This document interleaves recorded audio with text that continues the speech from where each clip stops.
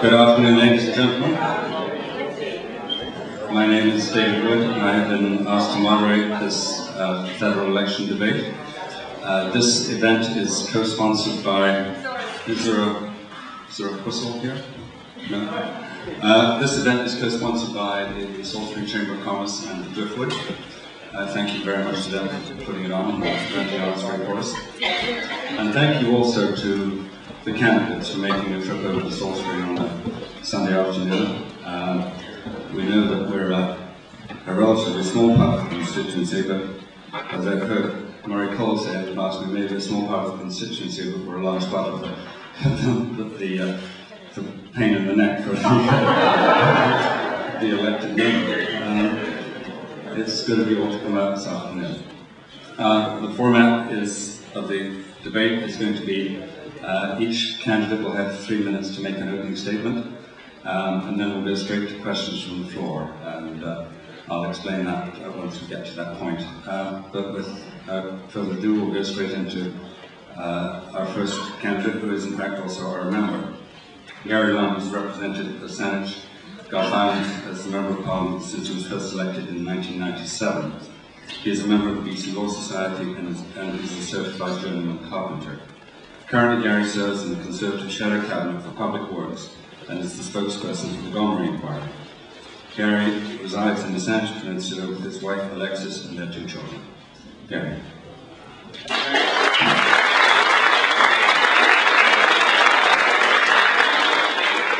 Thank you, David. I want to thank all of you for coming out here today on this nice afternoon. You put your trust in me since I was elected in 1997 to represent you. And I have taken great pride in having the privilege of working on your behalf on so many issues. Whether it be introducing legislation to create a missing persons DNA database, refusing to give up on former JDS employees who face huge tax bills on money they never received, or simply working on thousands and thousands of case files, whether it be seniors or veterans or whatever they may be, or simply caught up in a bureaucracy and they desperately need help. Now, a year ago, Stephen Harper asked me to assume the responsibilities as a senior critic for Public Works and spokesperson for the Conservative Party in the Gomery Inquiry.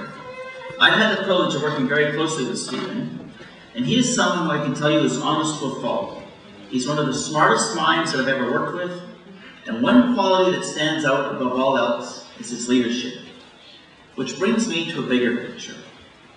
I believe this country is starving for a vision. It's crying out for leadership. And I would like to share with you the Conservative vision for Canada.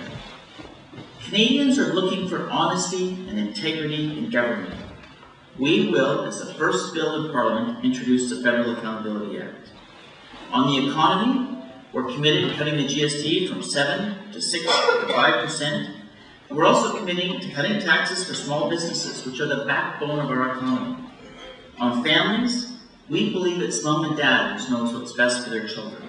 We're going to provide $100 per month per child for every child under the age of 6.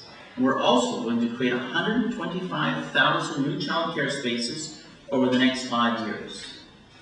For seniors, we're going to increase the pension exemption from $1,000 to $2,000 right away and eventually to $2,500. And we will not increase or put taxes at all on income trusts. On health care, we're going to introduce guaranteed maximum wait times. We're going to fully fund the Canadian strategy for cancer control. On justice, we're going to put your interests ahead of the interests of criminals. We're going to introduce mandatory minimum prison sentences for serious drug crimes and for crimes committed with handguns. We're going to eliminate house arrests for very serious crimes. And convicts will have to earn parole. It's not something that they're going to be entitled to. I believe in a Canada that gives people opportunity. A country where you have the freedom to choose what is right for you and your children. I believe in a Canada that gives people the help they need when they need it, not empty promises. And finally, I believe in local representation, where your Member of Parliament stands up for you, for your needs, not our ones. If you believe in these things as well, I would ask for your vote on January 23rd. Thank you.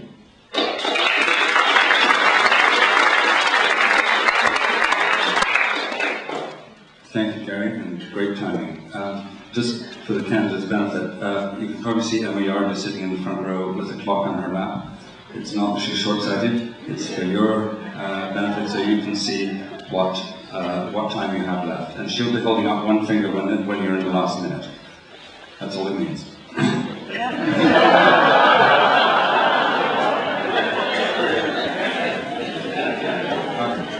Our next candidate is Jennifer Burgess. Jennifer is a long-time resident of Greater Victoria and a passionate community activist. She has served as president of the Victoria Habitat for Humanity, realising the completion of the first 3 Habitat family homes in Victoria in the Senate, and helping to secure property for a 6-home Habitat subdivision in Sydney. She's the founding chair of the Trail and District Daycare Society, where she worked to increase childcare options. She has been elected a municipal councillor and regional board director in the West Indies, and she has served as executive assistant, ministerial assistant, and chief of staff to 3 provincial cabinet ministers. Jennifer.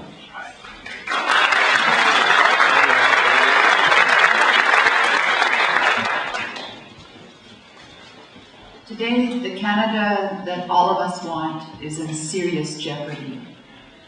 While others have played games in Parliament, Jack Layton and the NDP rolled up their sleeves and went to work for ordinary people. And they got results. I'm running for the NDP because I want to help get more done to get results for our community and for Canada. Last spring, the Liberals said they couldn't afford to invest in people, but they still found billions for corporate tax cuts.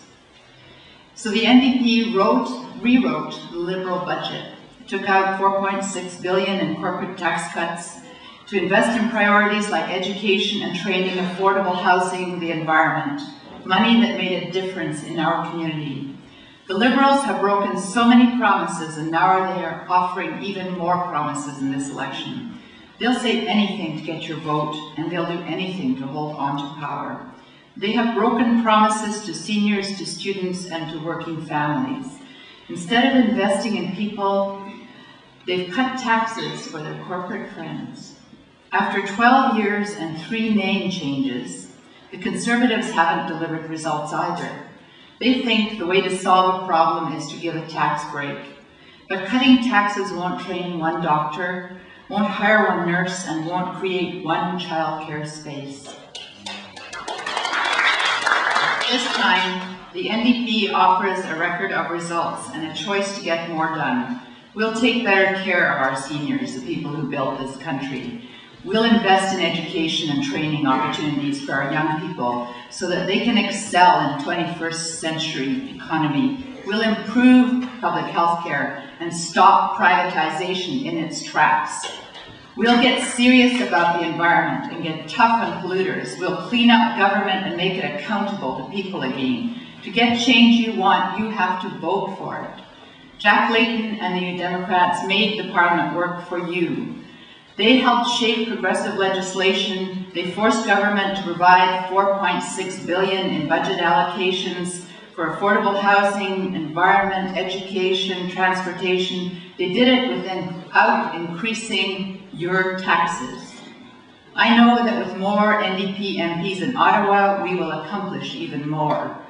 With your help, a New Democrat will speak again for Saanich Gulf Islands. As your NDP MP, I will get results for the people of this riding and our environment. Here in Saanich Gulf Islands, this time, vote NDP.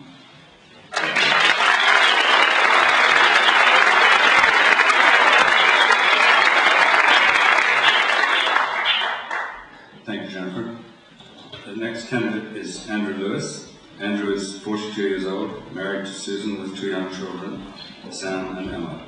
He's lived on the Saltspring since '92 and runs his own landscaping business. He has been involved in the community in many ways. Currently, he's the founding director and chair of the Saltspring Land Bank, which is concerned with affordable housing on the island. This is Andrew's 3rd election as a Green Party candidate. Andrew.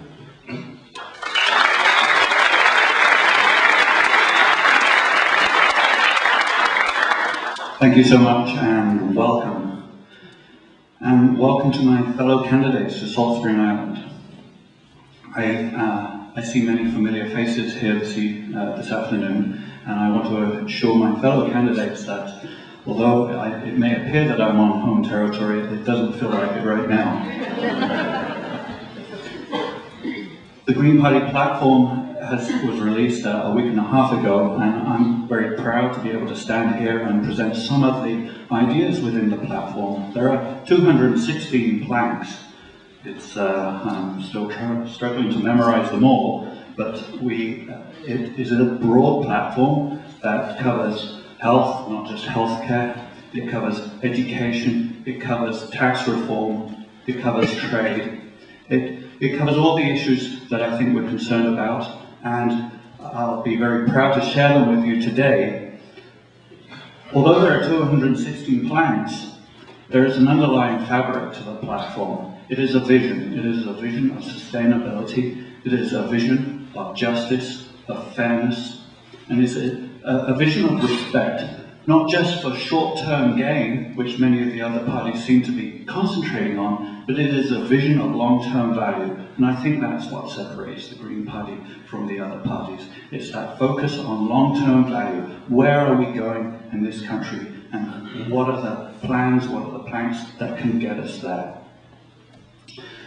But my biggest concern in this election is strategic voting.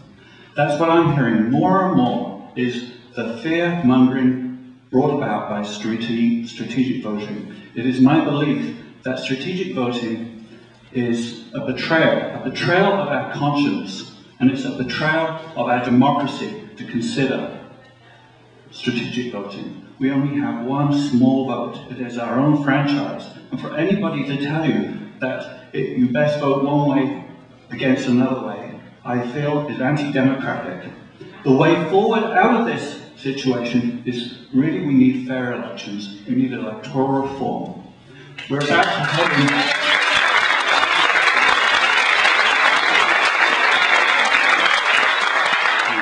We're heading into another minority government, another parliamentary stalemate. So I'm encouraging you to, rather than vote strategically, vote responsibly, vote for electoral reform, and vote for real change. So I'm looking forward to your support in this election. Thank you.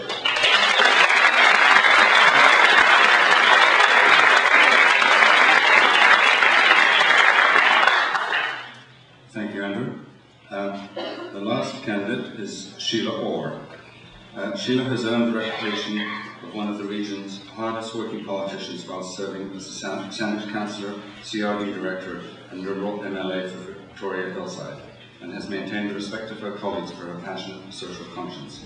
In the past 20 years, she's been a keen and active community worker, helping such diverse organisations as the Victoria Film Commission, Peers, the Capital Region Action Team on Sexually Exploited Youth, and Coats for Kids. An avid fundraiser in the past for the Victoria Art Gallery, the Victoria Symphony, and the Mary Manning Centre for Sexually Abused Children, she continues to work tirelessly for people in our region. Sheila is a strong and active advocate on issues that matter, most importantly families, and has an enviable track record in her constituency work. Married to John for 37 years, they have raised 5 children and last year became grandparents for the first time. Sheila.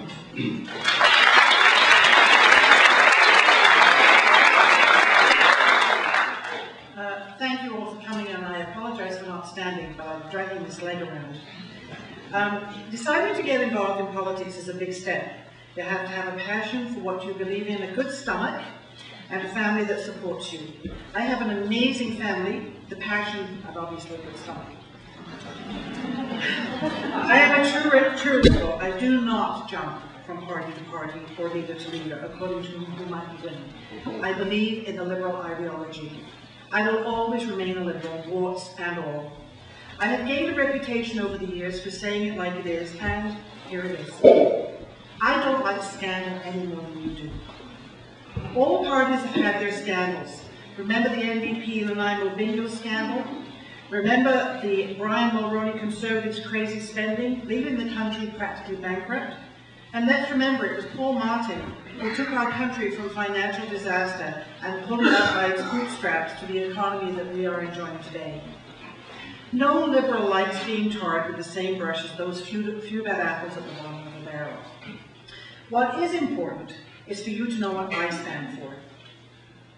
I believe in a strong economy. I want people to have the opportunity to do well. I believe in the arts. It feeds your soul. I believe in helping those who cannot help themselves. But most of all, I believe in investing in our kids, which we are doing by investing in the best childcare plan we have ever seen. Money is now going to early childhood development. From the moment these dear little souls are born, we want them to start learning.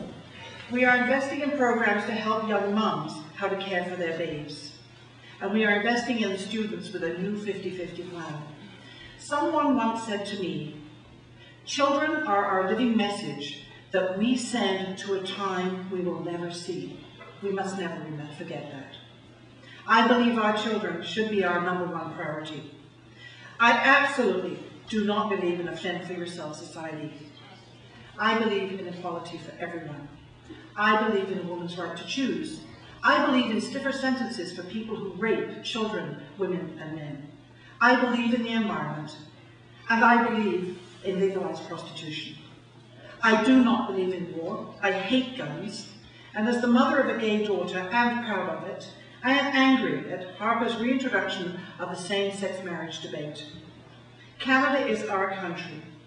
We are not the United States of America. We are free thinkers, we are inclusive, we are tolerant, and we have many wonderful cultures. And finally, I have built my reputation on getting things done for the communities I have served, and I have loved every minute of it. These are my values, and should you decide to elect me on January the 23rd, I would be honored and proud to serve you. Thank you.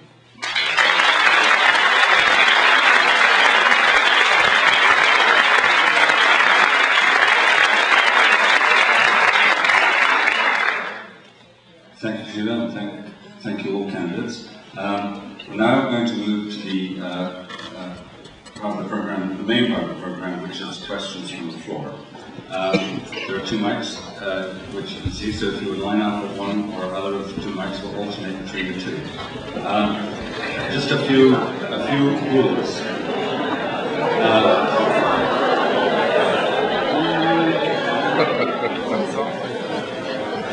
Might be a long afternoon. The most important rule is that you restrict your question to 30 seconds. You will be cut off at the end of 30 seconds. The candidates have been excellent in observing their time limits. I ask you to do the same. You may direct a question at the candidate, at just one person, or you may direct it at all 4. The candidates will have 1 minute to respond, whether it's the individual or all 4. And for some questions that are clearly hot topics, we may allow some time for rebuttal or an open debate. But given the number of questions that I see coming, I think we've got to get going. So, starting with number 1, please. Would you please identify yourself and, before you ask the question? My name is Brian Smallshot from Saltspring. My question is for Gary Lunn. Given you and your party's support for the invasion and occupation of Iraq, how can we trust you with the leadership of the country? How do we know that you're not going to have some other grave misjudgment if you come to power?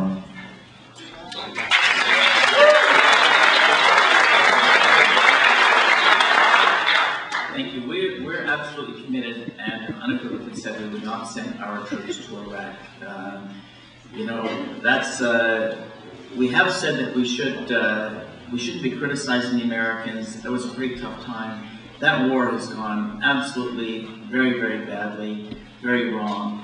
And it's easy to say that after the fact. But what we have committed to doing, and finish, what we have committed to doing is we have earned a reputation internationally abroad of doing great work for people. We've announced that we're going to double our disaster assistance relief team, DART, so that when there are tragedies around the globe and here at home, that we can respond, and we can do that very effectively. But with respect to Iraq, we will not commit Canadian men and women in uniform to the current war. Other American... Sorry, you have one question. I'm sorry. Yeah. What? No, you asked about, I said we would not commit... So, no, I'm sorry, that's a separate question, I'm sorry. At the time, the minute is up, and I would ask questions, once they've asked a question, if they have another one, to go to the back of the line or step away from the mic, because this is not a debate between the questioner and the candidates. It's a debate between the candidates. Thank you, Gary, for your response. Mic number 2.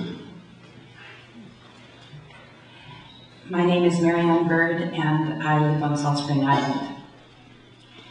Saltspring has a strong, active amateur sport and physical activity of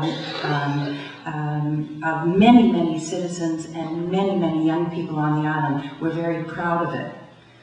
However, we know that Saltspring contributes to over 2 million volunteers in our country that work on amateur sport and physical activity. You've got 5 seconds left. To date, the federal government has failed to recognize an adequate sport policy. My question is to all 4 candidates: what is your party's position on sport, amateur sport policy, and what will you personally do about it? Thank you. Sheila. Thank you for the question, and to be perfectly frank with you, I actually do not know what the party's position is on amateur sport policy, but I can tell you, as somebody who actually fought for pushing kids more into sports, I was being very involved in kids sport. I pushed to get the soccer field through the infrastructure grant in Victoria. So I am obviously very committed to kids and very, very committed to amateur sports. So the answer is, I would make sure that that came onto the agenda. Thank you. Andrew, do you want to go next? Yes, we need to promote active living in our communities. It certainly should be part of creating a more healthy population, healthier communities, and amateur support is very much part of our platform. And as a soccer dad on this island, I know how important soccer and other organised sports are on the island. So as your Green MP, this would be a high priority for me. There are details in the platform, and you're welcome to check them out later. I'll be happy to show you. Thanks, Andrew. Jennifer? Dollars for amateur sports is sometimes a controversial issue. I think dollars are collected throughout the country and not necessarily dispersed equitably. I think one issue I can recall is trying to get girls hockey started compared to the very strong network that there is to assist in junior boys hockey. And it seems to me that that's where the federal government needs to come in with dollars directly to fund some of the very active programs, and I think it's time that they considered an equitable disbursement of the dollars that they are retaining from amateur sports organizations. Thank you. Thank you. Gary? Thank you, Marianne, for the question. One thing we'll do specifically is we're going to provide a $500 tax credit, or in other words, cash rebate, to all parents when they register their children in various sports or extracurricular activities, $500 per year per child up to the age of 16. There's a lot of children that families who can't afford. As you know, these sports can be expensive. So by giving the parents choice and giving them that financial backing up so these children can participate in these activities, that's a huge step. And secondly, I think with Sport Canada, it's really important that the millions of dollars we put into this doesn't get funneled to the very top elite athletes, to our Olympic programs, to our world competitions. It's important that it goes to the very foundations, the building blocks. And that's the soccer leagues, the amateur sports right across the country. So twofold, but I think it's a huge step along the way of providing families with this $500 tax credit per child at the age of 16. Thanks, Gary. Mike number 1. I heard, I believe it was the Liberal Sheila talk earlier about the concern for the children being the future of our country and so on. And also on the news lately, I've been hearing some horrible reports about child poverty being at an all-time high in Canada. And specifically, in comparison to, say, British Columbia has the highest rate right now of child poverty. I'd like to ask all the candidates specifically what we things doing about it. Thank you. Jennifer, let's start with you this time. Jennifer, go on. Yes, I think we are at somewhere between 1.2, 1.3 million children in poverty in Canada. And it really, I think, comes down to where dollars have been allocated by the Liberal government in the last 12 years. I think we've seen an erosion of affordable housing, which alleviates the pressures of poor families. You've seen an erosion of dollars transferred for healthcare, for all of the programs that would assist the lowest level. You've seen a continued lack of attention to the tax brackets that these families have to cope with, and I think we have an overall need to address some of the root causes of child poverty, and certainly the current government has not done that, and you Democrats have made sure that child poverty is on the agenda. Thank you. Thanks a lot. Andrew? Well, this is a very serious issue, and I think it's shameful that in 2006 this is still on the agenda. Ed Broadbent brought a motion to Parliament in 1989 to eliminate poverty in Canada by the year 2000, and nothing has happened. And where is the accountability in our government?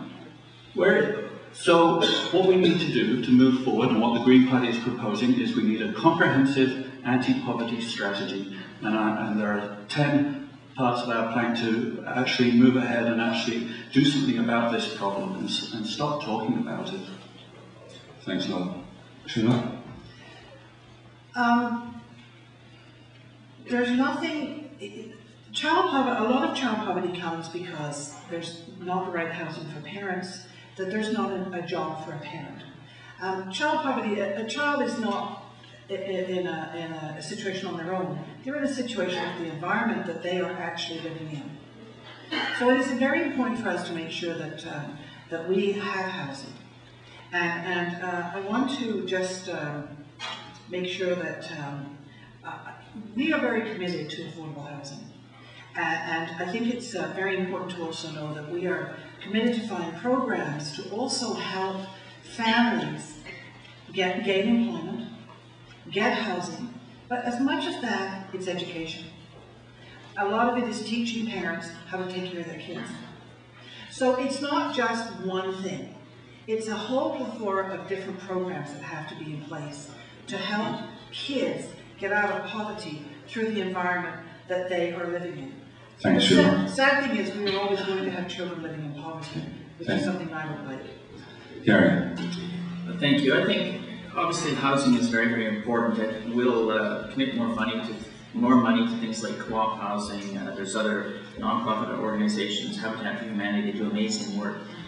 And if we put money in these organizations, we follow up to show there's accountability. You know, that's a first step. But again, we have to make sure that we're getting results. Other programs, like I said earlier, the $500, there's so many families who are on the poverty line, or very close to it, or below poverty line, but they don't get to participate in any of these activities. This will allow those families specifically to allow their children to participate in activities such as this. And, you know, we've also announced a comprehensive child care. We're going to give parents choice. Regardless of their income, these families will receive a check of $100 per month per child. And if these are stay-at-home parents or they have other challenges, this will help them greatly as well. But at the end of the day, we have to ensure that these children they don't fall through the cracks. Thank you, Gary. Sheila? Did you say earlier we were allowed to respond? Sorry.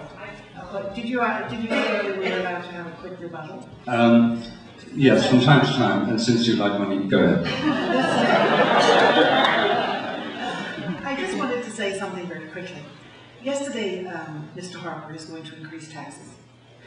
It's going to hurt the most poor people of this country.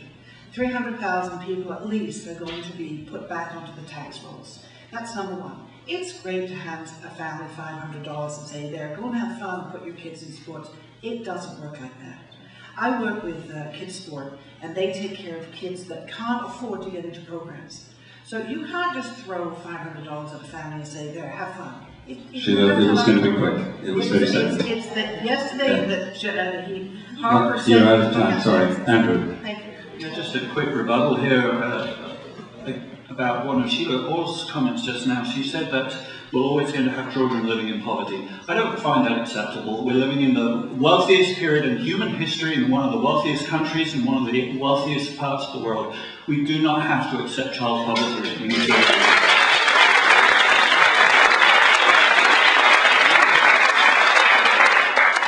Microphone number 2. Peter Haas. Hang on a sec. Jennifer, do you want to jump? Would love to add one more Go for it. Sorry, Peter. It's not particularly about rebuttal on child poverty, but it is certainly the root cause of child poverty, and that is you continue to have governments who believe that treating their well-connected friends with corporate tax cuts is the answer to directing your tax dollars. So I think you really need to think about where your tax dollars will be directed by who you're voting for.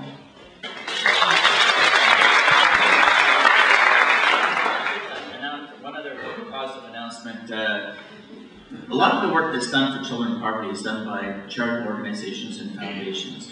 We're going to allow Canadians who donate various incomes or various investments they have tax-free to their charities of choice. Right now they have to pay taxes on those. That will increase great opportunities for, because Canadians are very, very generous people. I really do, but there is a lot more that can be done, and we need to do that.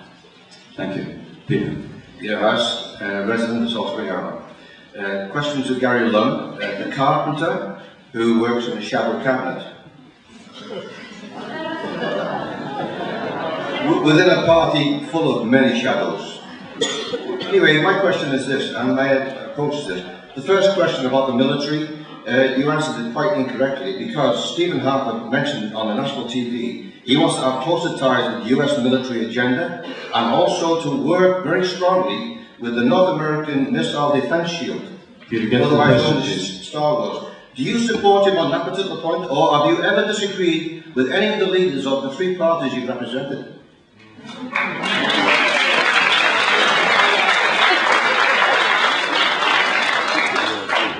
Yes, I have. It's well known that I disagree with leaders. I mean, if it comes to the point, I'm a team player, but if I cannot support our leader, I will speak out vocally against, and I was actually out of caucus for a while for doing that, but that's a chapter that I'll leave in the past. As far as the military, Mr. Harper has committed to putting $5.3 billion more into military, from doubling our DART, as I said. We're also going to give the men and women in uniform the support that they deserve. We've had drastic cuts to our military. Yes, we are committed to making those increases. And we need to defend our sovereignty here in Canada so that we can respond to disasters here at home as well. Our presence is scattered so thin right now. He has not said that we're going to support the missile defense system. Yes, he did, on TV. What he said, I believe, is that we will look at it and that we're not opposed to looking at it, but they have to assess that. We haven't seen all the documents, what's put before us, and I agree with him. That's about it. Thank you. Number 1. Thank you, Terry Ison. I'd just like to ask what the candidates think about the gimmick type of policy pronouncement made during election campaigns, and the type of policy statement that's just not supported by any solid research about the implications of adopting the policy.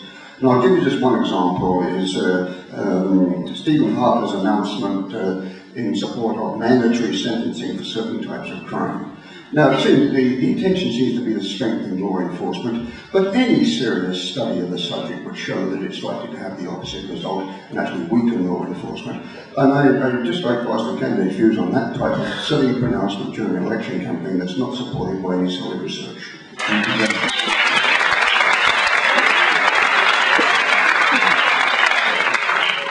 And who do you want to go first? I agree that I think we're seeing a lot of election posturing, trying to feed on people's fears and getting tough on crime and mandatory sentencing, which we're hearing from the NDP as well. I don't believe it's the right way to go. Rather than looking at crime, the issue of crime, and creating more prisons and locking more people up, we need to be getting to the root causes of crime. And there is a pilot project on Saltspring here, which I think fits very well with a green mandate. It's about funding local stakeholders to get together and work out what are the determinants of crime. And on Saltspring, it's homelessness, it's affordable housing, and it's the lack of a transport infrastructure. So if we can have those kind of local stakeholder groups getting together and working together, there are 250 groups on this island involved in one way or another towards crime and preventing crime. So if we can get them under one umbrella and keep funding them with stable funding, then I think that's the way to go to help reduce crime at the front end and not building more prisons and locking more people up.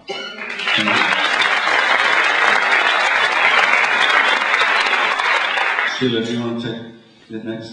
Yes, it was a very good question actually, because if you get confused about all the policies being thrown out, then come and look at my computer in the morning. I see more policies being thrown out by all parties, including my party. So what I do is I tend to look at things that really how do they affect my community? What policy in here affects British Columbia, but to be quite frank with you, my community? And on the whole issue to do with crime. Crime is a subject that everybody is near and dear to their heart because everybody wants to be safe. But you know, we have sentencing for the tough crimes. If you commit a murder, the book's thrown at you. But what we have to remember is, you can't just go slamming. It is. What we need to do is that we've got a problem right now with our kids. Do you know what, folks? Kids find it sexy to carry a gun. Now, isn't that scary? We need to start having some of the new programs that we're going to put in place for inner city kids. We have got to teach kids that it's not sexy to have a gun. You know, a bunch of kids can get together in a group and end up with a gun in their hands. That's the scary part. Gary. Thank you. We'll have to disagree. Our party has been pushing for this a long time, not just because it's an election. We've had bills in the last parliament for mandatory minimum sentences. People who are manufacturing crystal meth right now, the average prison sentence is 90 days. They prey on the most vulnerable in our society, very, very young children. Marijuana grow ups, the same thing. I think we need to take a hard stand with these people. I'm all in favor of mandatory minimum sentences for these serious drug crimes. People packing handguns, they have to be sent a very strong message that it's not okay in our society. A handgun ban's not going to do it. Handguns have been illegal in Canada since the 30s. 95% of the guns used in crimes are smuggled across the border. Let's give our police enforcement the tools they need to do the job. But I am in favor of mandatory minimum sentences for sexual predators, for people who are manufacturing guns, for traffickers who are preying on our most vulnerable people in society. I completely support it. I think it's the right message to send to these people who, I'll leave it at that. Thank you very much. John. I want to compliment the restorative justice system that is certainly very effective, I think, and has been implemented in Saltspring and the Peninsula, which is very important to Saanich Gulf Islands. But I make no apologies for Jack Layton's recent tough stance on crime. In his own writing, a young woman was shot down while shopping on Boxing Day, at Boxing Day sales, and I think that it was time to make some kind of very strong statement about such a heinous crime. It is on the rise in certain areas, certainly related to the strength of gangs inside urban areas. But Mr. Layton didn't just lightly talk about tougher sentences and crime. He's actually come out with a program that will support what he means by toughened sentences. He's talking about the spread of use of handguns. He's saying that we should restrict the sale of certain firearms. Of course, we have that underway as well. He thinks that adult... Jennifer, I'm just going to stop you there for a second. We're going to try something. We're going to open the mics for 2 minutes. All the mics open for 2 minutes. You carry on. Right. Everybody else can get in there. They can add something to it. Okay. Mr. Layton also has said that $200 million should be spent over 4 years for a national witness program. That $200 million over 4 years will be put into fighting the street trade in crystal methamphetamine, because some of these drug trade wars are where the crime really originates. And what we have to do when we come out with a policy about stricter sentences, we have to accompany it with the expenditure of dollars for the root causes of those crimes. So Jennifer, is the NDP going to fund more prisons in Canada? No, the NDP is going to ensure that policies are in place to start looking closely at gangs in drug sales. Think seriously about where drugs are being distributed and the kind of economy around drugs. And I think we have to treat that really seriously in the future. I think one other thing we can do, and I used to work in youth courts when I was practicing law, and there's a lot of troubled young people coming to those courts, but having them coming back through like a revolving door is not helping them. I used to call it tough love. I used to work with the judges and the probation officers and the prosecutors, saying, what help do these people need? Do they need anger management? Do they need detox? How can we help these young people to get out of this cycle that they're in? And I think we need, get them at a young age, and I think getting them into rehabilitation programs, whatever they may be, is the greatest thing we can do for these young people that are in trouble. And I'm very glad actually that Mr. Lund said that, because that's exactly what we're going to be doing with the new inner city programs for kids. And that's exactly what Mr. Lund will be doing, we'll be cancelling it. I want to tell you something about kids, and I work with tons of them, and I work with kids that I try to help exit the sex trade. They don't wake up when they're little children and say, gee, when I grow up I want to carry a gun or I want to be a prostitute. This is all through their environment. And when they get to that stage, they need programs. They don't need to be thrown in jail. I'm sorry, they need programs. It could be your grandchild. It could be my child. That's it for the 2 minutes. Thank you all. I just wanted to say to you, you're very polite and it's very nice that you can jump in. Anytime we do this, you can just jump in there. Okay, mic number 2. I'm Larry Nelson. I'm from Saltspring, Island. Had a hard decision now which question to ask, because I was going to ask about patronage, and then it was going to be about the drug thing, and now I'm back, I guess, to patronage. And to me, the patronage question is an open invitation to corruption. Talk about corruption, just stealing the taxpayers' money and influence peddling, etc. But the patronage, it seems like an insidious form of corruption that Ask the question. I would like your thoughts, each candidate's thoughts, on this patronage issue. Thanks. Gary. You know what, to run for public office, you always have a vision. I mean, Jennifer believes in something and I believe in something, and I'm running for office because I think I can make a difference. And so does our leader. We have a different vision for the country, where we want to see it to go. But we wouldn't be doing this if we didn't try, we didn't want to make people's lives better. I love this country, I'm sure, as much as everybody else does in this stage. But I think it's crying out for leadership. I think we've missed opportunities. I think there's so much more we can do. When I graduated from high school in the mid-70s, I could go out after school on a Friday and get a job. And I didn't. I was making $9.25 an hour. I could pay for my own university. Young kids can't do that today. I think I want to make a difference. I think we can change it so that kids can do that. But right now they can't. But as far as patronage, we're here because we have a different vision for this country, and I think that the conservative one is the best. Can I ask if that was an answer to the question about patronage?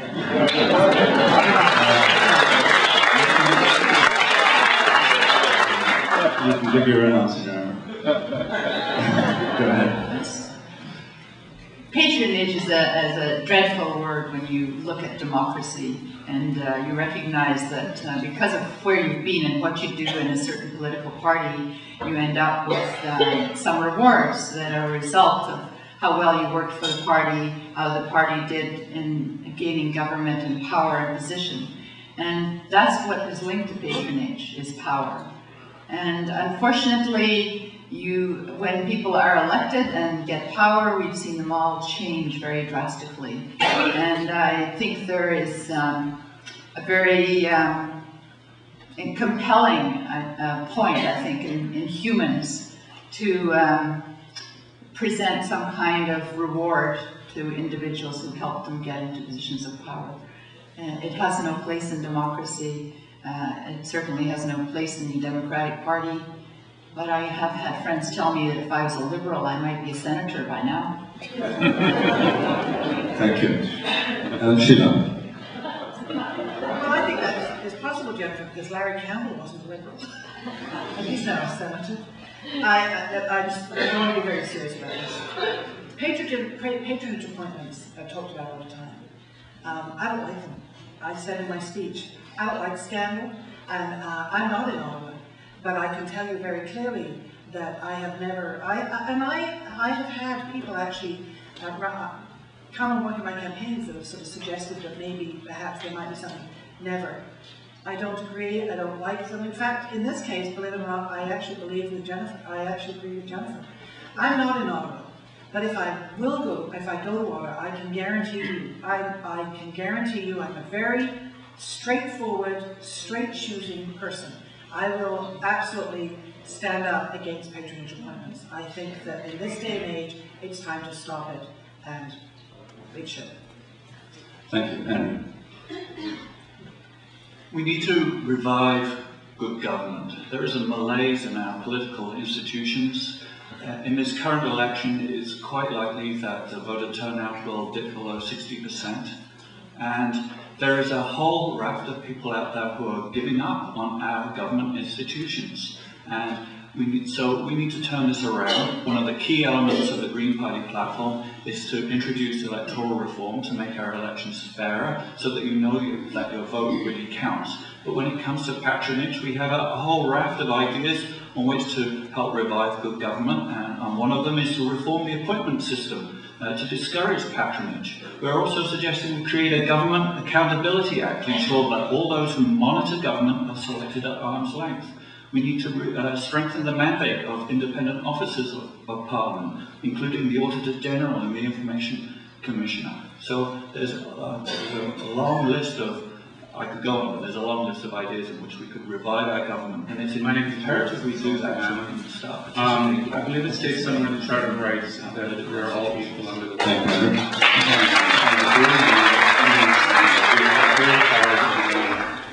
To maintain, to achieve that equality. And if for some horrible reason that the Conservatives should win a minority government, the question for me would be, and if they do bring to Parliament, the question would be, how would you vote as a vote of conscience regarding gay marriage? Thank you.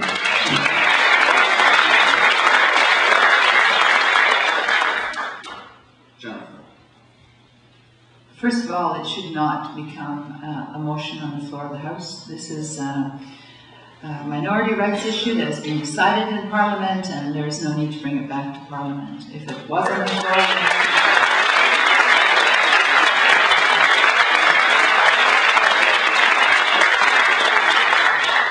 if by some reason it should end up there, I would vote strongly for same-sex marriage. Gary. I've already voted, and I'll continue to vote. I would vote for civil unions and not for preserving the traditional definition of marriage. I appreciate that may not be popular. Let me just say this: that Mr. Harper made a commitment to Canadians last spring that he would allow a free vote. There hasn't been a free vote. I talked to him after this. He said, you know, when I give you my word, you can take it to the bank. At some point in time, they'll have it in their mandate. They will have a free vote. If it fails, it fails. That's it. If it passes, we'll protect those who are already married. We don't see this as a Charter of Rights issue any more than it was in the laws that were just passed over in the UK. We'll bring in alternatives such as civil unions or look for things like that. There's other solutions on the table as well. That the state should be giving civil unions for everyone and leave the business of marriage is up to churches. But in any event, he's going to honor his commitment, and it would happen sometime in the mandate, and I would vote for civil unions. Thank you. Thanks, Gary. Sheila.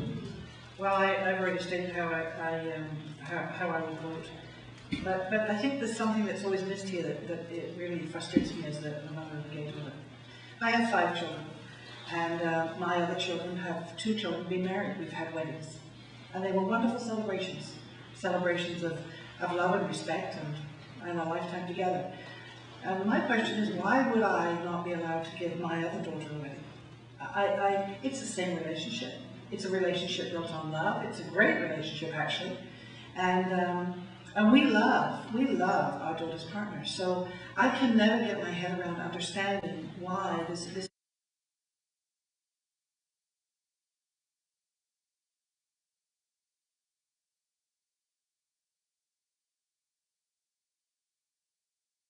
even up for debate. but I'm trying to put a more personal face on it. We're a family. We're entitled to marry off all our children. It's also about the family and the people that surround them. So I think that the fact that we're even talking about it just really takes me off, actually.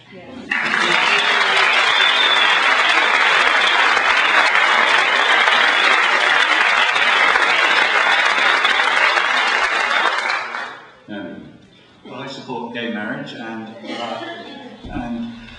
you can go to my website, andrewlewis.ca, and you can see an article that I wrote about this issue, and it concerns some voters who were married a couple of years ago, and they had the same issue. It brought families together under an umbrella of love, and that's what our community should be about. I suspect this is an issue in this campaign because Stephen Harper brought this up at the very beginning of the campaign, and really I think he's pandering to the fundamentals. Strategic voting is very interesting.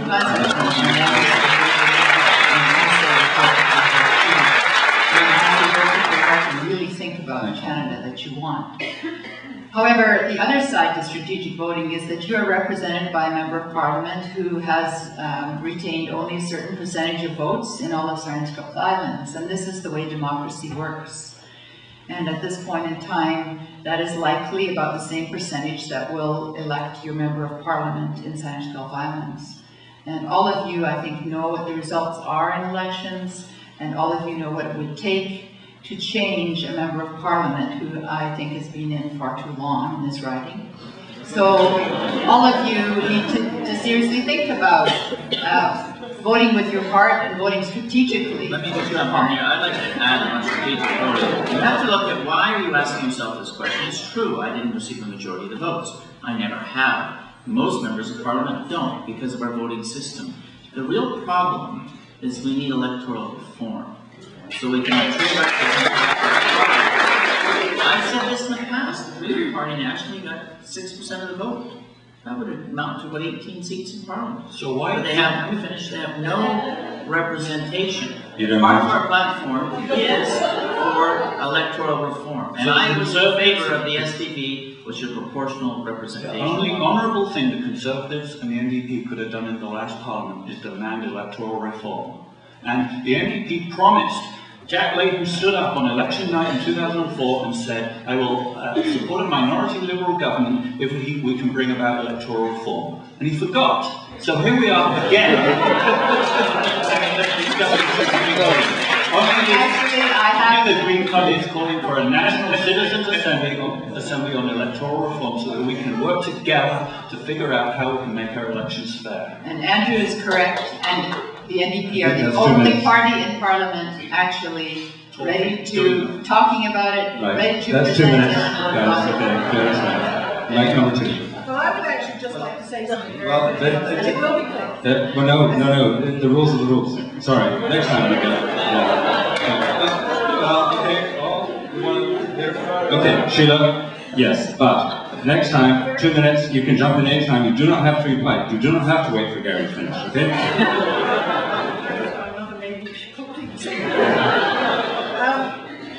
I was actually, I'm the only one sitting at this table that's sat with the government, and Gordon Campbell did do a couple of things right. I know there were a few things he didn't, but he did this right. He actually did put forward a referendum to talk about the single transferable vote in the last election. And you know what, folks? I had a person working on my campaign, and I went to every meeting. I learned everything you could about the single transferable vote, and actually it's good. But, so I've been part of that process, and it's a good process, and I think we should certainly be looking at it. I know how it looks, how it feels, how to touch it, and I really think we should be looking at that. Thank you. Okay, Mike. John Terrace, Saltspring Island. Out of, I'll call it left field, although it's not necessarily left. Monetary reform. The Bank of Canada was brought into service in 1934 under the Bank of Canada Act to take care of ultimately what was a problem around the world, the Great Depression, and managed to do a fabulous job. Largely, since then, and especially since certain times like 1991 when banks were deregulated, the Bank of Canada has not been used for its primary purpose, which is to create money for the economy of Canada. Would you all of the candidates, would you strongly promote and demand the proper use of the Bank of Canada to help us out of the current problems that we're in, which may include and should include cutting back the amount of money that the commercial banks are allowed to create to put into the economy, and replacing that instead with money created by the Bank of Canada, which virtually has no interest charged on it? Thank you.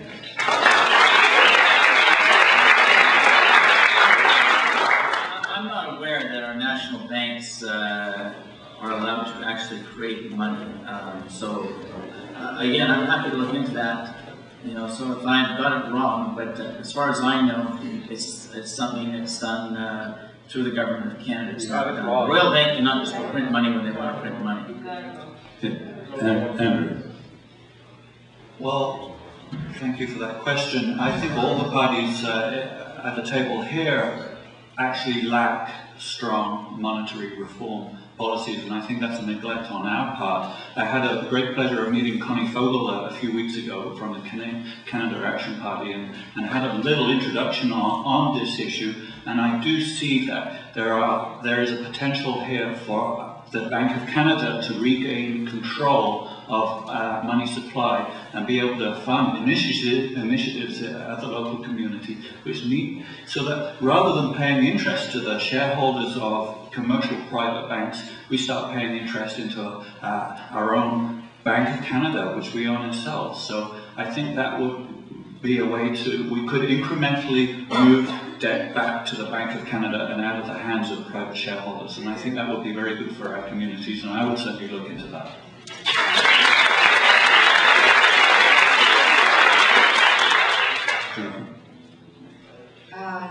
Yes, I think it is time to consider what we might do there, but our financial community has changed. It's not just a matter of banks that are Canadian banks. We now have a huge system of investment in Canada that is outside of the control of Canadians. So actually suggesting that the Bank of Canada controls some of the debt of Canada is a very good way to go. I have read and studied some of this. But I think we also need to go back to the days when our very local credit union system was very supportive, and we had ways of making our banking institutions pay back to communities. And this is a thought actually to implement with some of our national banks, that if they're going to remove the funds they're removing from communities, they need to get a whole lot more philanthropic about what they're going to give directly back to the communities that they're sucking this kind of interest out of. Thank you.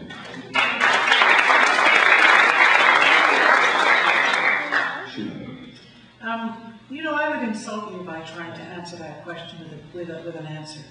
I don't know enough. I know that the commercial banks host massive profits. I understand that. But for me to try and come up with a good answer and say I'm going to that the government is going to do this would be wrong. Do I need to learn a lot more? Absolutely, I do. And it's certainly an issue that I will learn a lot more about. But I couldn't give you a good answer that would show respect for what your question was. Thank you.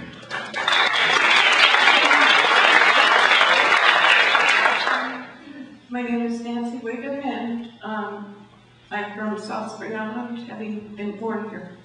The question I have is one that hasn't been raised today, and that is about the government's policy on ocean sciences. Gary, all of you have in your writing the Pacific Geoscience Center.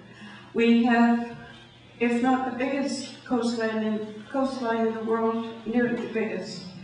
The oceans are in serious trouble in many respects, and there's the importance of the frozen sea, which could very well be a sovereignty problem. And what would all or any of you do to put ocean sciences high on the agenda for the government in future? Thank you, Nancy.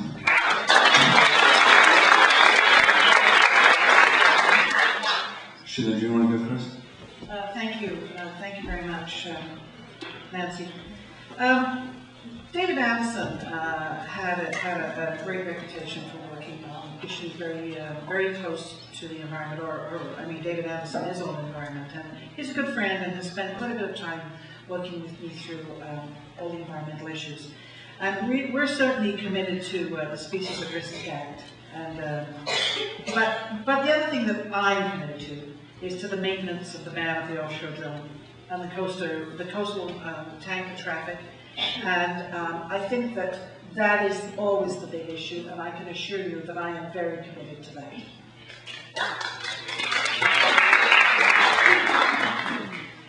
Chairman. The Institute of Ocean Sciences on the peninsula has been decimated through the years of the Liberal government. There's been a decided move to take away regulations that are felt to be unnecessary, and I think there must be a serious review of re-establishing a lot of the officers that are no longer around to preserve particularly the fisheries that are affected in our waters in this area. They're very special fisheries. Recently, I attended an environmental spill on the peninsula, and it was in some ways local and a question of what a municipality could do, but it went into a salmon-bearing stream, which makes it federal, and then that goes into the oceans. And you realize when you're looking at some of these issues, the incredible need for regulation at every step of the way and enforcement of those regulations. For years we've had regulations that have not been enforced. It's time to do it again. Thank you. Andrew. Well, we have an ocean crisis developing on our hands where 90% of large fish are becoming extinct, and where the actual chemistry of our oceans is changing, and I don't think we fully understand how that's going to impact our climate and our ability over the next 50, 100 years to survive. And so we need research and investment dollars in IOS, the Institute of Ocean Sciences. We need to implement a conservation and protection mandate for the Department of Fisheries and Oceans. We need a Department of Fisheries and Oceans presence here on the West Coast. We don't need them all in Ottawa. We need to ban bottom dragging of our fisheries. We need Department of Fisheries and Oceans to work to get aquaculture operations out of our open water, and rather than supporting the government here, we need to ban sewage outfalls. We need secondary treatment for sewage around Victoria.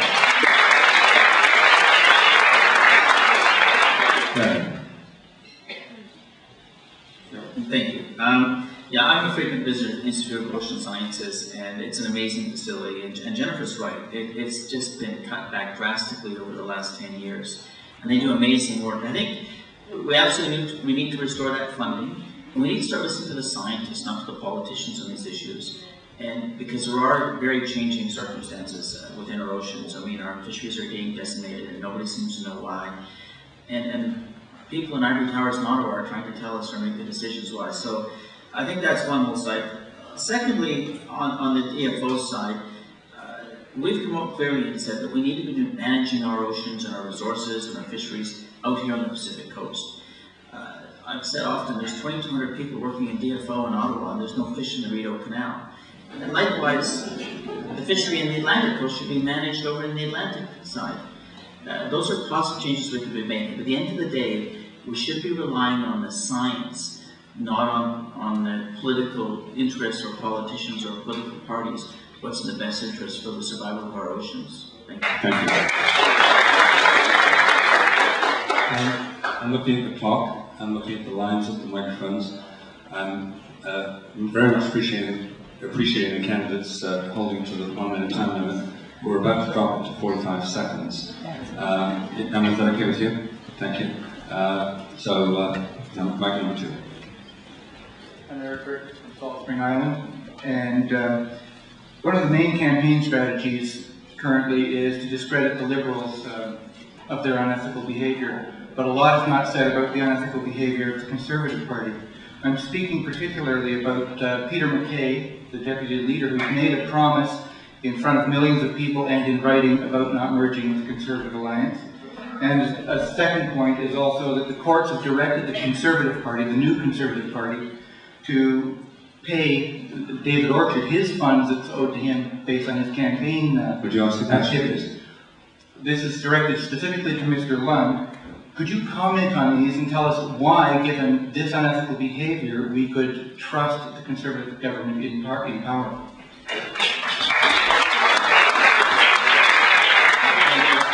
Again, I go by my own record here, and I'm proud of my record standing up in front of the constituents. I can't speak on behalf of Peter MacKay, although I will applaud him for bringing the Conservative parties together, his effort with Stephen Harper. I've said all along, until we bring the two parties together, the Liberals would govern this country forever. And Canadians didn't have a clear choice. He put his own ambitions as the leader, the own ambitions of his personal party, second to what's in the best interest of this country, and that was a single Conservative party to go head-to-head with the Liberals. So, again, I applaud him for doing that. He listened to his own party. He put it out to a vote. They voted democratically what they wanted to do, and he followed that rule. I appreciate not everybody was happy with the outcome. They never are in this business of democracy, but I believe Canadians are better off today, and you're getting a far greater accountable Parliament as a result. Thank you. Thanks, Gary. Number one. You're Greenwood, Saltspring Island. I initially wanted to ask you all to comment on ballistic missile defense, but Mr. Lund has had a chance for that. So I would like you all to comment on your approach to global weather, global warming, and exactly how you would propose to address this problem on an international stage.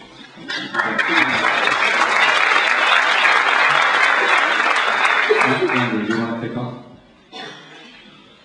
Sure, we have signed the Kyoto Accord, yet our greenhouse gas emissions continue to rise, and we're failing, I think, as a nation to uphold our international agreements.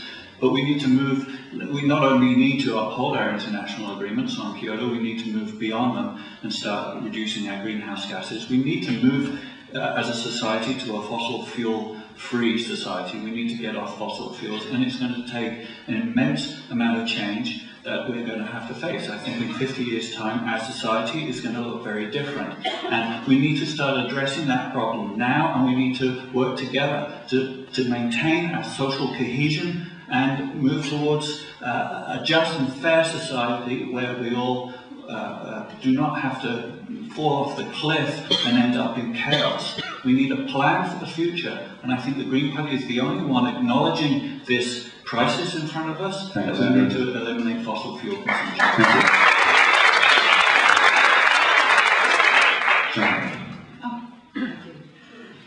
Well, part of our $4.6 billion that we wrested out of the Liberal plan budget that turned into an NDP budget was specifically $900 million for environmental retrofitting and changes to the environmental balance in Canada. But we would go beyond that. I think we do have to stand up as a nation and think of where we are in the world. We have to commit to the Kyoto Accord. We've signed it. We'd better start working hard on making compliance in this country. We have to start finding polluters. This government, current Liberal government, did not find polluters. We would like to bring in a Clean Air Act, a Clean Water Act. We also have a concept of a Polluter Pay Act. Thank you. Thank you. Sheila. You know, we have to do better, and we will. And in the last federal budget, and believe it or not, that was the greatest in Canadian history. The Liberals did commit $5 billion to climate change and to climate change initiatives. Getting things changed takes people to make that happen. It's people power that makes change. And on December the 9th, I know that Minister Stéphane Dion spearheaded a new breakthrough multilateral plan to combat climate change at the UN conference in, I think it was in Montreal. A massive success on the world stage. And it is actually being touted as the most productive. There were 10,000 delegates there, and they were business people and environmentalists. That's how you get change, when you get those people together starting thinking the same way. Thank you, Sheila. Gary. Thank you. Well, first of all, we've signed on to a Kyoto Accord, and although we've spent billions of dollars, our numbers are going up, they're not going down, we're not getting any results, and all of this can be confirmed. I think we need to look for achievable targets. What can we do? Because I agree that global warming is something that is a serious problem and where there's a lot more we can do. For providing incentives to individual Canadians, that's where we should be putting the money. If you do this, whether it be fuel-efficient cars or making your homes more efficient, our party policies for a Clean Air Act as well. We've got a Clean Water Act. We've been advocating that for years and years. But at the end of the day, there has to be accountability. If you just throw billions of dollars at the problem with no results, and there's been no tangible results on our greenhouse gases, our main air basins in Toronto and Vancouver are as polluted today as they ever have been. Thank you. George. I'm George Oring. I can't believe my friend Hugh just stole my question. After all that time in line, let me ask another one. As a young university student in Washington, D.C., in the 70s, I spent an awful lot of time protesting against the war in Vietnam, and a lot of nights in jail as a result of that. I'm glad to be in Canada. I'd just like to ask Mr. Lund if it's true what I heard recently, that when the government decided not to participate in America's war in Iraq, that you said you were ashamed to be a Canadian. Is that true? No, that's not true. And these words are taken out of context. When I was ashamed was the anti-American rhetoric coming from the Liberal Party towards Americans. We mustn't forget that they are our traditional ally, our greatest friend, our largest trading partner. Good friends can disagree, and you can disagree respectfully. But when you have Liberal members of Parliament making statements referring to them as calling them bastards, that's not okay. This is coming from a government, a governing party. And I was ashamed that people in our government were responding in this way. You can respectfully disagree. When we have trade disputes, we've got to go toe-to-toe with our counterparts, and we have to aggressively let them know that this is not okay. This has not been done. But we mustn't forget that they are our truest friend and our traditional ally, and it's okay.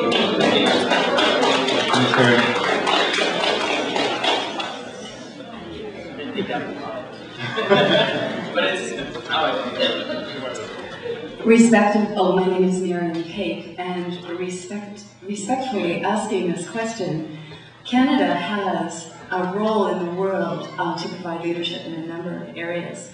And we are finding ourselves more and more being pulled into the Liberal policies of deep integration with the United States, and also with the huge military expenditures.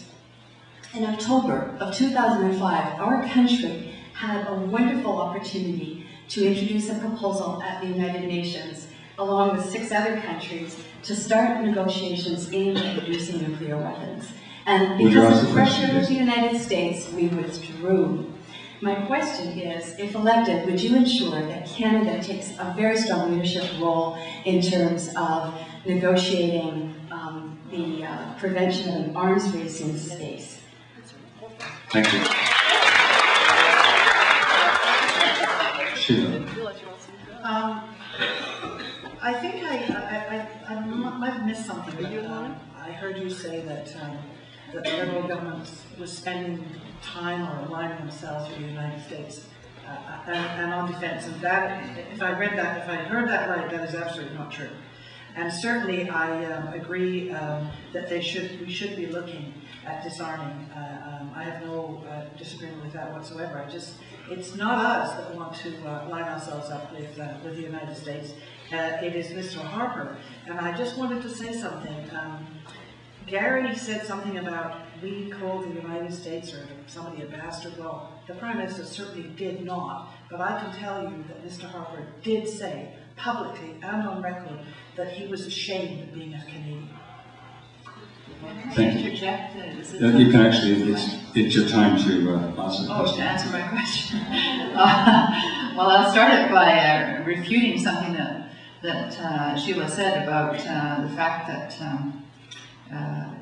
the Liberals did not agree with being at the table with America. In fact, they decided to stay at the table and sit at the table in NATO and talk about defense, missile defense, because they felt it was better to be at the table and hear what was going on than to stand up and outrightly say that this was something that Canadians did not want. NDP have long and strongly said that we are very concerned about deep integration. We have to look seriously at NAFTA. We have to think of how much of our sovereignty is disappearing and whether we are going to actually go to Chapter 11 and repeal NAFTA. And I think we'd be willing to do that. Thank you.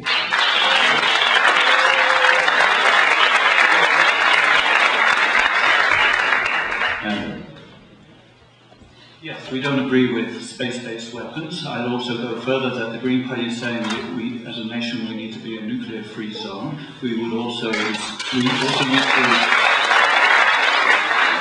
to rescind uranium mining permits and phase out nuclear power. And I would like to remind you that a Saskatchewan NDP government has expanded uranium mining, and that uranium is finding its way into missiles and is spread across Iraq as low-grade radiation. I'd also say that we need to abrogate NAFTA. Just dealing with Chapter 11 is not enough. We need to keep control of our energy, of our lumber, of our water, of our health services and our education, and we need fair trade deals.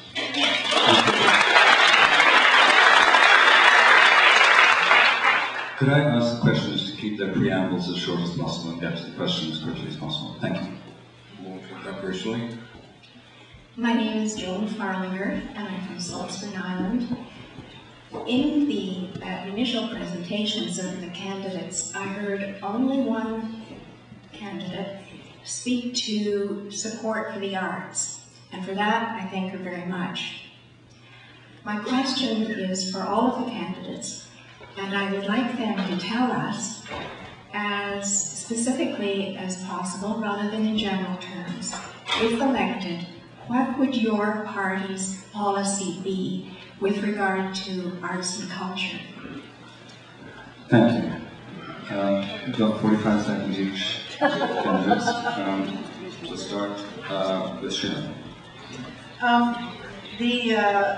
I am a huge supporter of the arts and fought to get the new BC Arts Council their $4 million, which they now get every 3 years through the province because they had been cut and starved by the previous NDP government in the 90s. So it goes without saying that when it comes to the arts, it's very large on my agenda. As far as what the Liberal Party policy is for the arts, it's not enough. It's just not enough. So I will be pushing for more for the arts. If people don't believe that the arts don't feed our soul, then they're wrong. They not only feed our soul, but you know, there's tons and tons of money goes into sports. Let's get more and more money going into the arts.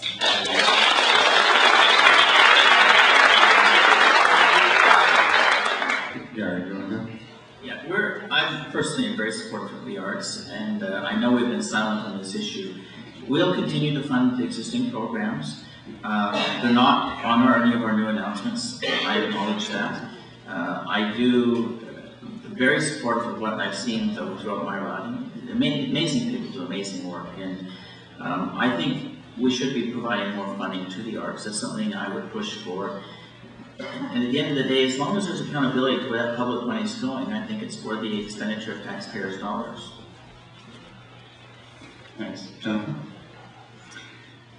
Well, recently, I guess this has not been a platform item, it looks like, in the current campaign, which is a real tragedy. In British Columbia, I think we've seen our heritage sites disintegrate. Arts and culture is not only the fine arts, but we have to think seriously about preserving our history, our museums, our heritage sites.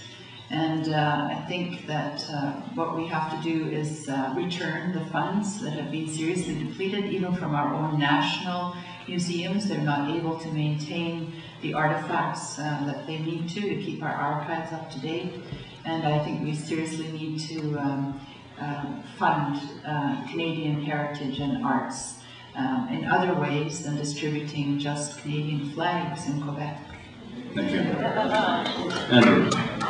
Yes, well, I'll answer the question directly by telling you what our platform is, which is increased support for community arts programs and facilities across Canada by establishing stable base funding at a set percentage of the federal budget. Establish stable base funding for young artists. Protect Canada's cultural identity through trade negotiations. Expand support for regional art festivals that bring new Canadian art to a wider audience. Share Canadian history by supporting more educational programming.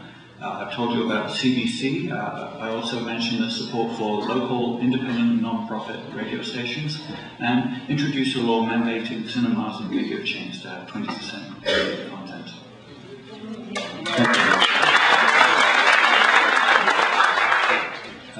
Just before we go to the question, I think, given that it's still along lines, we need to go to 30 seconds for responses.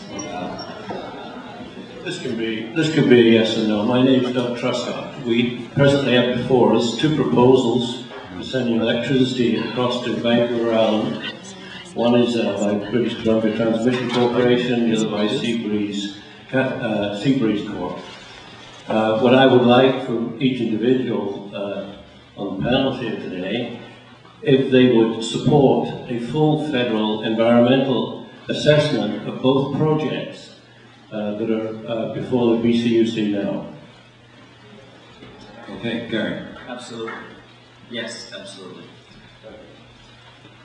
I could say yes too, but I would like to say that both options have very serious environmental impacts, and over the land and under the sea option need very serious review. Yes. Yes. Yes. Thank you.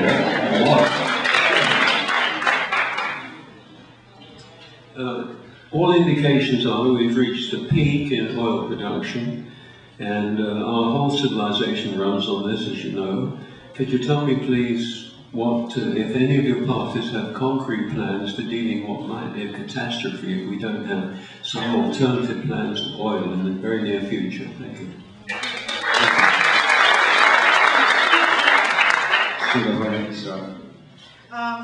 I can tell you that I will never support finding the oil offshore.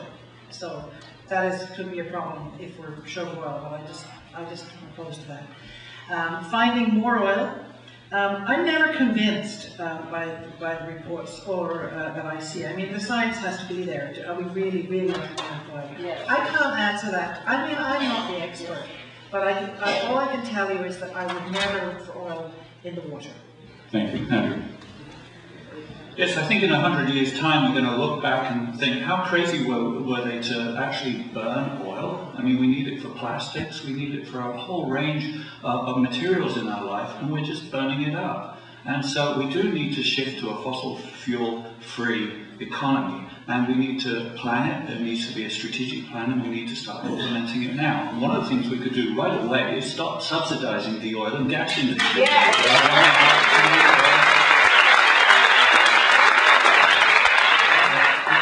Investment into renewable technology and create a new economy based on renewable energy. Thank you. Well, I think in Parliament we have been delivering what the Green Platform has just been relating to. What we really need to do is take some of the incredible tax resources that we have been getting from the oil and gas industry and funnel them back into alternative source analysis,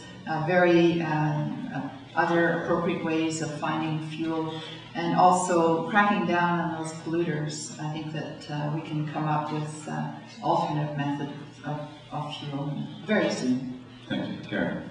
Yeah, I think that there's enormous opportunities for alternative energies out there. Everything from in northern British Columbia on the island and on the mainland and not very populated areas, we have enormous wind potential that can produce the same kind of energy coming from the great big mega dams. Tidal energy, the growth potential there is phenomenal. Solar as well. Right now they have solar availability for residential homes where actually you can produce more energy than what you're using, and it's put back into the grid. That technology is available. And it's something that, as a federal government, we should be supporting. I know our environment critic, Bob Mills, has been very supportive of this, continues to push this. I think there's enormous opportunities in this area. Thank you. Microphone number 2. Hi, Ken Rouleau. My first question is going to be about monetary reform. I'm glad that Don Terrace brought that up, so I'm really hoping that each of you will actually commit to looking into returning money to Parliament and Treasury. But my question is, 55% of eligible voters are not voting anymore, and our youth are completely disenfranchised from this political system because it's a disgrace. I'm wondering what each of your parties are going to do. Once one of you are elected there, what will your parties do about bringing back the people who are not voting, which is a majority? And secondly, what are you going to do for our youth to actually give them a future? Thank you.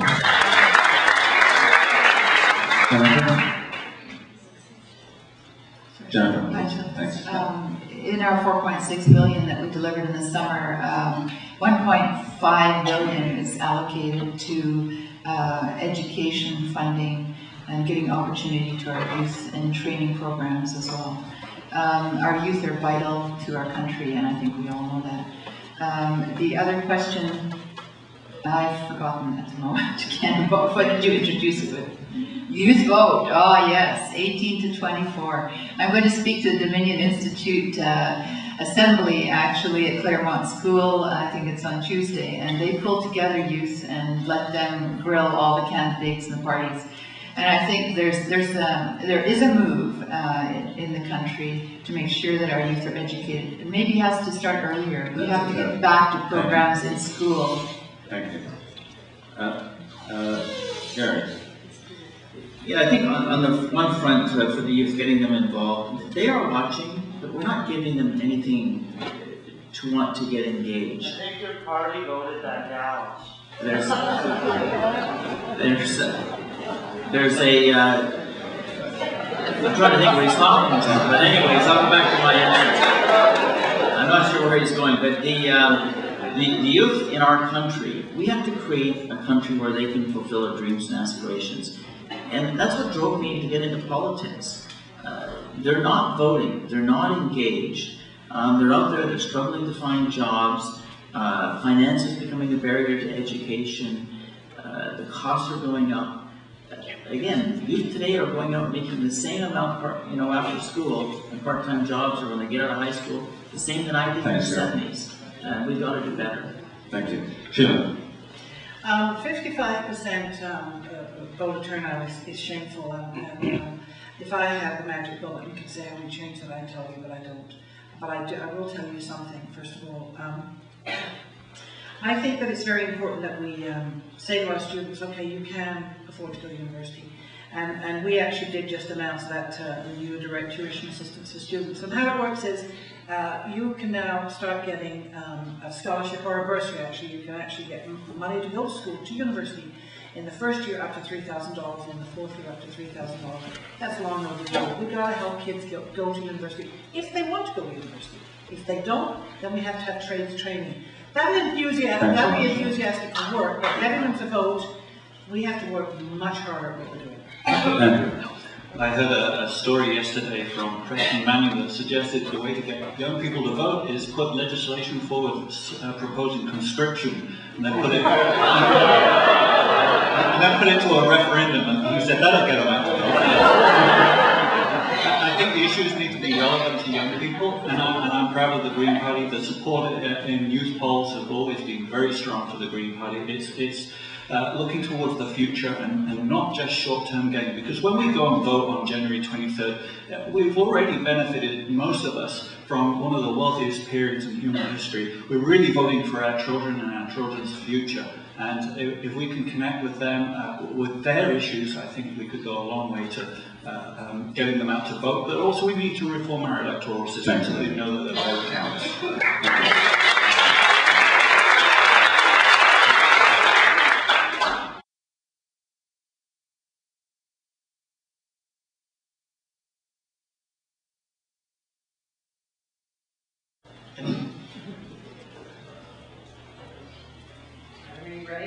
Are we ready? We've been indulging in an awful lot of listing of all things that are wrong in our country, but I think that there's one part of the world which is so much worse off. I'd like to hear you react to this. What would you do for Darfur? What would you do for HIV/AIDS? What would you do to make Canadian corporations behave themselves when they're offshore?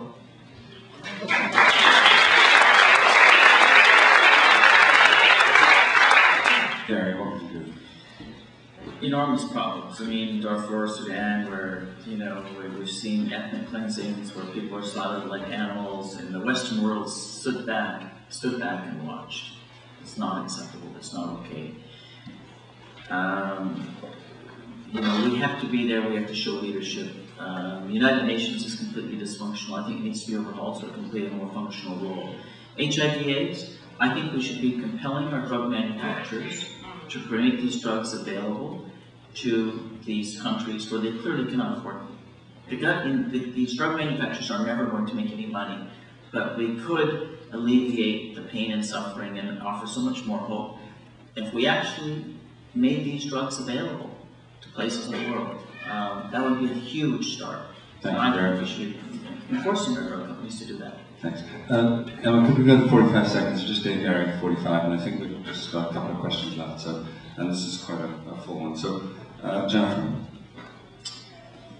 Darfur, Africa, strife in Africa. What do we do across our country?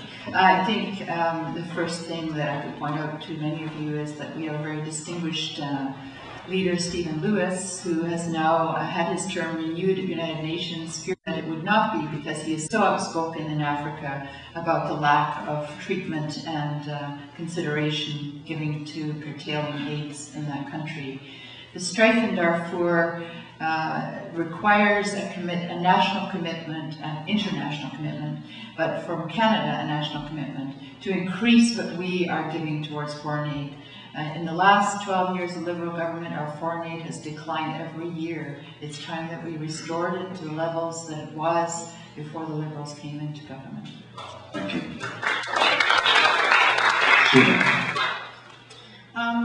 Justice Owen Kala, who has just been elected for the last 17 months, is a very, very well-respected and well-renowned human activist. He works with Nelson Mandela, and in fact, I spent some time with him. He has a tremendous understanding of what is going on in Darfur. He's only been there for 17 months, and he has definitely been making a lot of impact. I hope that he will be re-elected, because this is a man of enormous integrity and world-renowned. He will make changes. I will be there, hopefully with him, making for those changes. Human rights is very big on my agenda. The AIDS situation, actually, I agree with Gary on this. The fact that these drug companies do not take their drugs to these third world countries and give them what they need is, in my opinion, totally unacceptable. And I would certainly be fighting to change that. Andrew. Darfur actually comes close to home, because it was a Canadian company, Talisman, whose profits went to the government, which they used to buy arms to create the situation that we see there now. The Green Party is to address that. The Green Party is suggesting that we have a Corporate Social Responsibility Act, so that corporations working overseas have to adhere to Canadian environmental and social regulations overseas, and not get away with becoming pirates overseas. That's a shame on us as Canadians. As far as HIV and AIDS, there are many items in our platform. I'll just point out a couple of them. Propose a reform of the UN Security Council to eliminate vetoes and expand membership. We need to erase debts with emerging countries that have been in default for over 10 years. Work to increase the influence of the International Court of Justice, and support the provision of royalty-free and low-cost AIDS medicines. Thank you, Africa.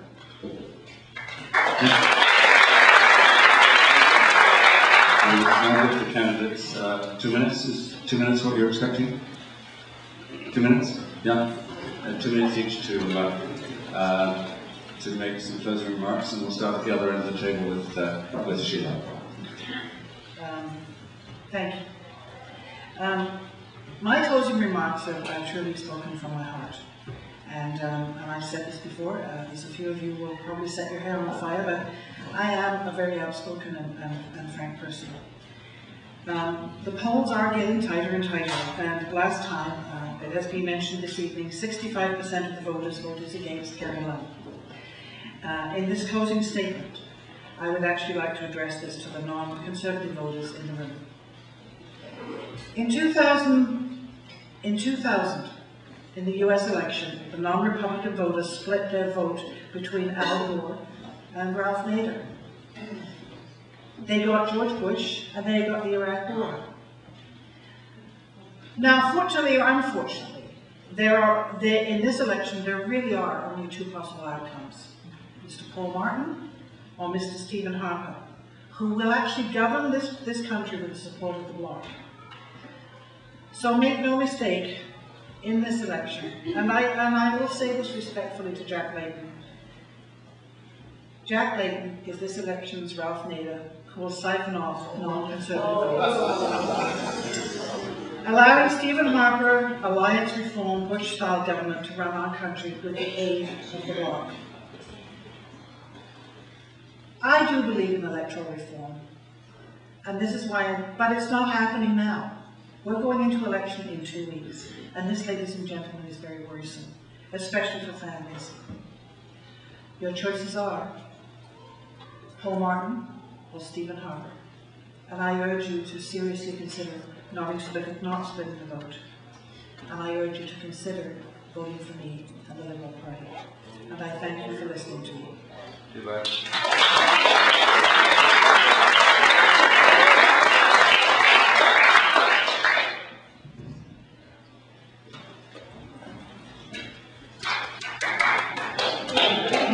Thank you for coming out today. I will be in my office on McPhillips Avenue for the next hour or two if you have any further questions. I didn't get a chance to say I'm very proud of one particular point in our plank, which is to amend the Charter of Rights and Freedoms to include clean air and clean water and clean soil as a human right in Canada.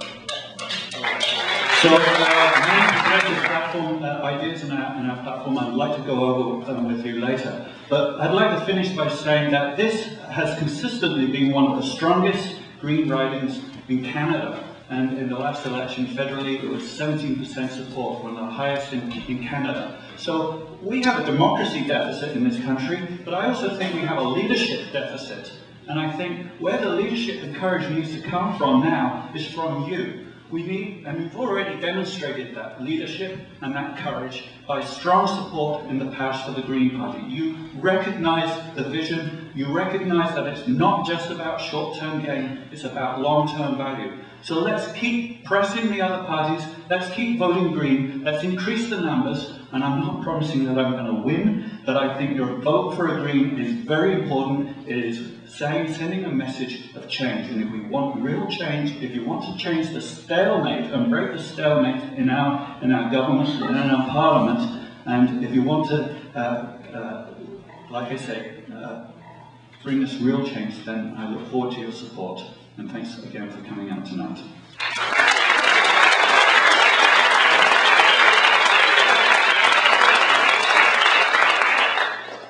And I too am not catching a ferry. I will be able to meet you in the Lancer building and talk to all you delightful Saltspring Islanders.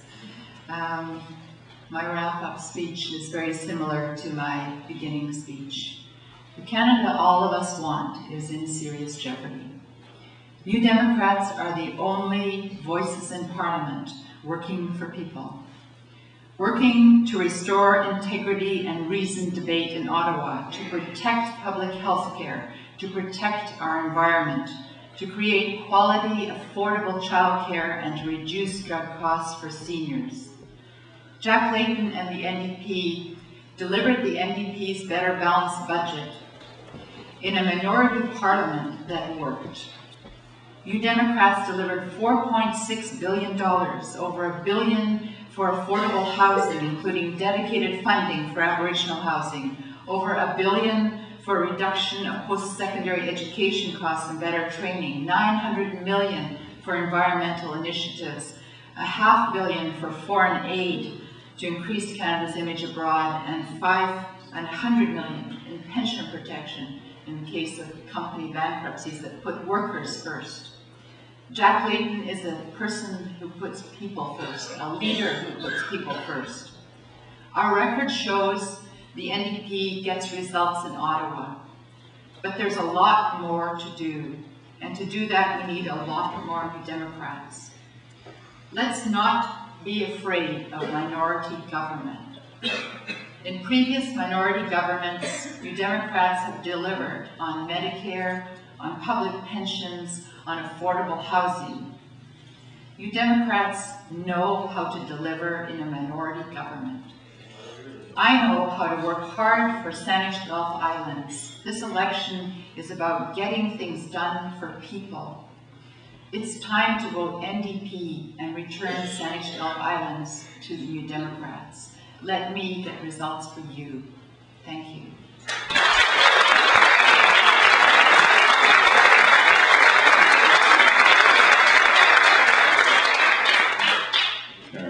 Thank you. First, let me thank you for coming out. It's been great. I've enjoyed your questions. Hopefully I can count on your support. I know there will be some here that will not.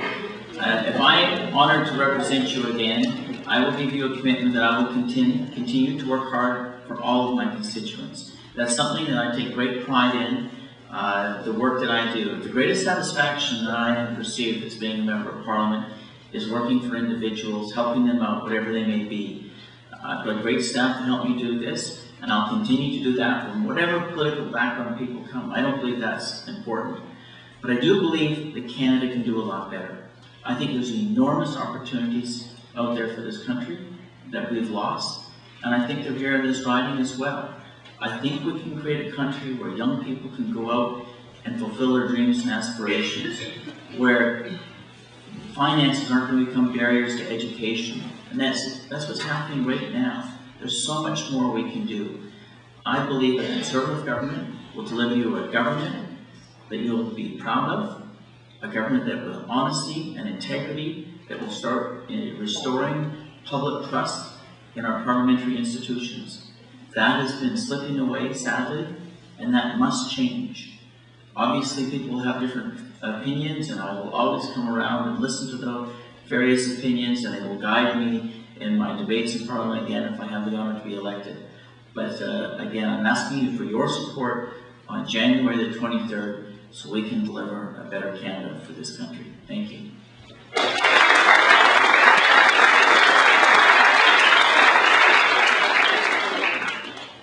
Well, thank you to all the candidates, and thank you to you for coming out and for your questions. I think that I don't know if this afternoon helped you make up your mind which way you're going to vote, or if you came in already decided. But one thing I think that it has done, at least for me, is to show me that the reason people run for public office is not because they want their share of the sponsorship scandal. It's because they care passionately about this country and want to do good. And I really appreciate that in all of the candidates that have come out. So thank you, and good afternoon.